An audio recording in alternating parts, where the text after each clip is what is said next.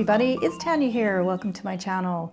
Today we are going to create a pretty abstract painting, very quickly, very loose style, that we are going to use for an inspiration for the month of April and to create a digital download to use as a backdrop wallpaper for your phone or your laptop. Now, before we get started, I want to share this. Now, I'm not sponsored, but I'm going to tell you this is one of the best books that I have ever found. You're probably going to see it in a lot of my videos. And what she has done is taken different ideas, concepts, and emotions and broken them down into color palettes, which I really love. And today I was really inspired by these colors. Now, I looked up the so-called official, air quotes, colors for April, and I think it was red and white and green. And great if you're going out for Italian pasta, go Italia, but not so much for me. I'm not feeling the vibe. I wanted something that made me feel a little bit more creative and excited and feeling like the weather is changing, spring is coming, Easter holidays, all of that, chocolate bunnies, you know what I mean. So I got really inspired by these colors.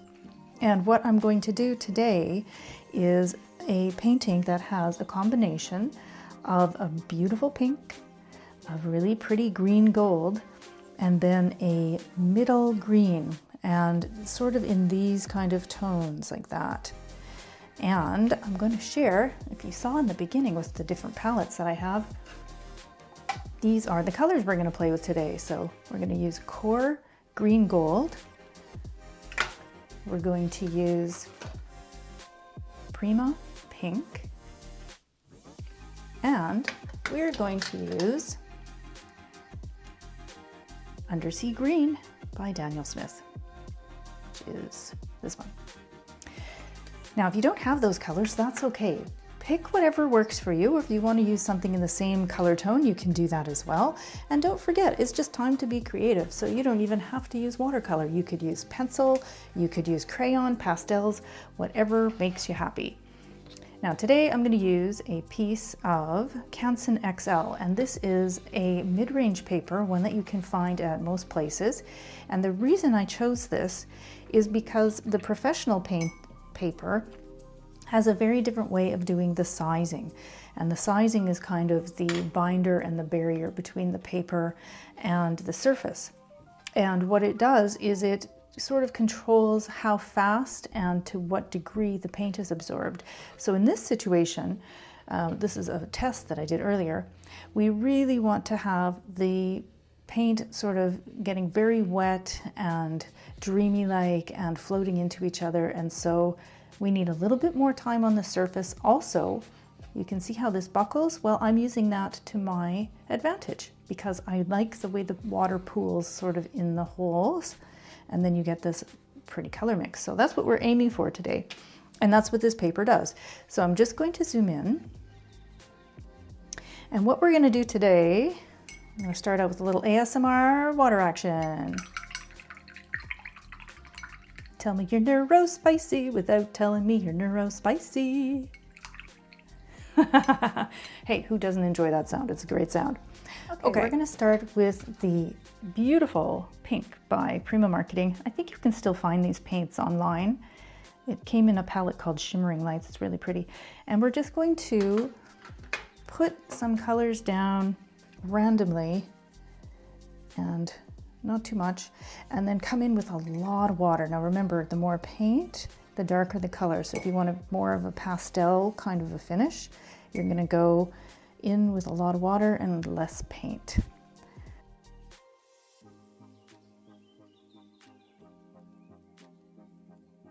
And then I'm just going to let that dry up a little bit.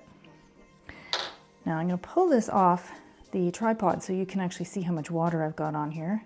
That is really wet. I've got a lot of water on there that's pooling, and because this is not taped down, it's starting to buckle, and I'm going to use that to my advantage actually, because I'm going to let the water pool to the edge, but then I'm going to come in and maybe poke down in a couple places, and then it will pull the water and the pigment down, and so it will mix with the other colors all by itself, and you get some really neat effects. So I'm going to let that dry, not too much, not completely, And then I'm going to add some more water to the top and start introducing the other colors. Then there was a major hail downpour. That came out of nowhere. Always fun to share. Isn't it fun to know that you're inside and cozy when there's that kind of crazy weather happening outside your door? Okay, that's dried up a little bit, and now what I'm going to do is actually pull the paper in, make a couple little divots. The paint is going to move around because I still have some liquid. I actually don't mind that. I think that's really pretty.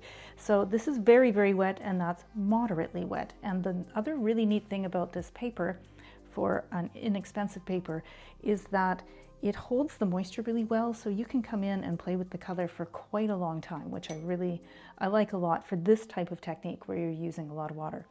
Okay, the next color that we are going to add is the Core Green Gold. Very, very saturated, so don't use too much, just need a little tiny bit.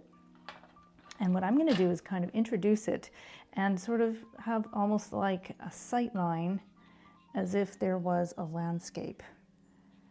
And then wherever the pink is, it's going to mix and it will just do its thing. But I also like the color on its own. And I'm going to do the same thing where I'm putting down quite a bit and then adding a lot of water. Now already you can see how we are getting this beautiful shading and feathering of the colors. It's so pretty. I'm going to leave that white there because I don't want this to pool. And I'm going to just put water up in the top area. So I'm just kind of getting that 4:3 ratio for the laptop, knowing that also there will be a 16:9 cut within here. So just keeping that in the back of your mind. Now watch, as soon as I touch these two, kaboom, you get that beautiful effect. And then I'm going to just leave that way. And I think that's really pretty. Again, it's abstract, it's whatever you want it to be.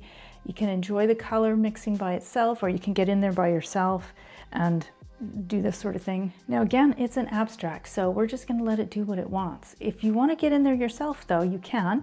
Just be aware that sometimes if you mess around with the colors too much, it can get quite muddy depending on which colors you're using.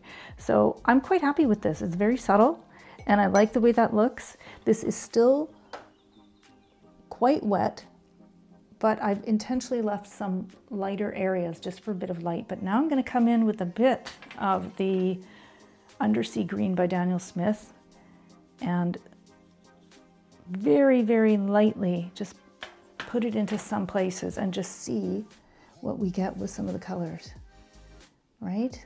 Look at that, beautiful. So this is me thinking, well, I'm going to create like a pseudo landscape, right?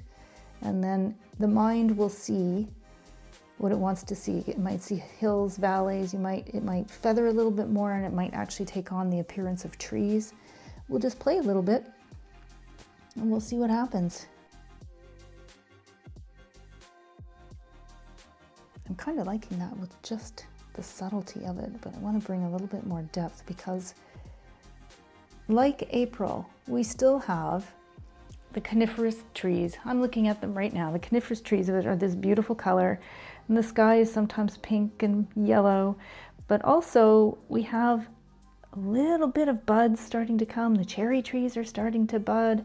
You're getting these beautiful colors, and it's just that wonderful mixture of the cold, cool tones and the bright, summery tones. And so that's just what these colors kind of remind me of.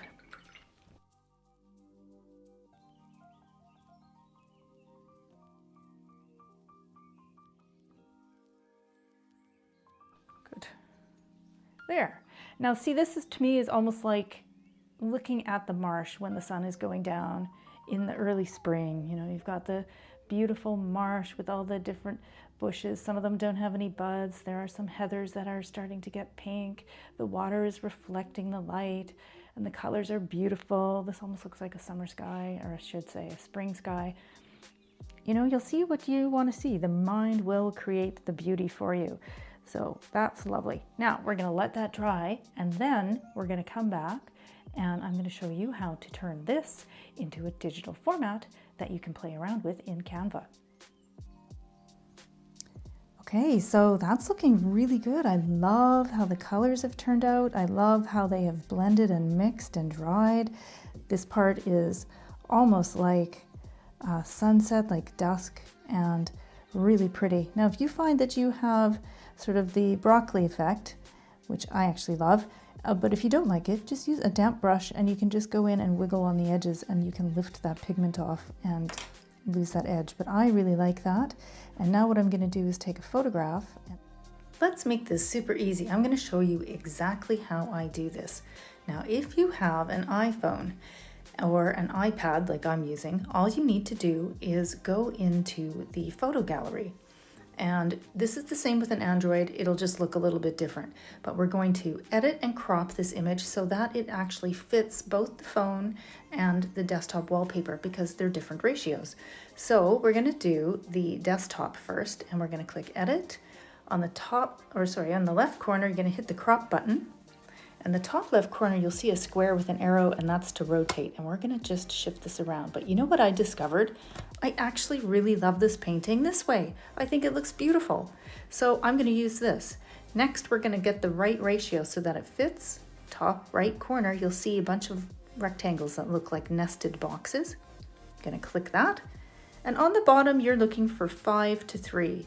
And this is very close. It's not exact, but it's very, very close. And so what's going to happen is we're going to lose quite a bit of our edges, and that's okay because we're going to get something that's quite pretty. And so really you just have to mess around and say to yourself, where do I feel like that looks good? And for me, I kind of like that. And now this really does look like a tree to me on the left side. I think that's really pretty. And that's it. Click done. And there you go, all completed. Now what you're going to do is create the same thing for your phone wallpaper, except this time you're going to choose the ratio of 16:9. When you're done, you just upload the files into Canva, and then we're going to create the wallpapers. Okay, here we are in Canva, and if you want to do a search for the same one as me, you can see the title above, Brown Minimalist 2025 Year Calendar Desktop Wallpaper. And what we're going to do is we are having uploaded. You just on the left side, you click the uploads button, and there's my two graphics. And I'm going to put this one, the wide one, into the previous month because I'd like to offer it to people as a calendar, but also just as the background. And then you just resize it to fit. Now, it's not an exact fit. It's a bit of a different ratio, but just, again, kind of snuggle it around till you get something you're happy with. Okay, that looks good. Now, that's the first one. Then for the second one, all you have to do is duplicate it, slide it and drag it down to the next page, and then we're just going to click position and send it backwards or to the back. And there we go. So now we have the regular and we have the calendar, and then you're going to do the same thing for the phone wallpaper. Just find a template that you like in Canva that has the 16:9 ratio. All you have to do is click the share button and then download. And I would suggest using a PNG if you're doing this on your own computer. If you are going to share, you want to change it to JPEG because it's a smaller file size, but you still get good clarity. Also, be sure you only choose to select the page that you are currently on. So I'm on page 4, and I'm going to do that and download, and that's it. That is how we do it. And here we have the final results. I think it turned out pretty good. If you enjoyed my step-by-step process and it makes you want to paint along, or you just enjoyed the vibe, please do give me a thumbs up. It really does help me as a new channel, and I really appreciate you. If you'd like to learn more about me, or subscribe to the Art Notes newsletter, where you will get a free wallpaper every month, plus tips and tricks behind the scenes and info from me, and of course my silly sense of humor, then please subscribe at subscribepage.io/art-notes. Thanks for being here, and I'll catch you in the next video.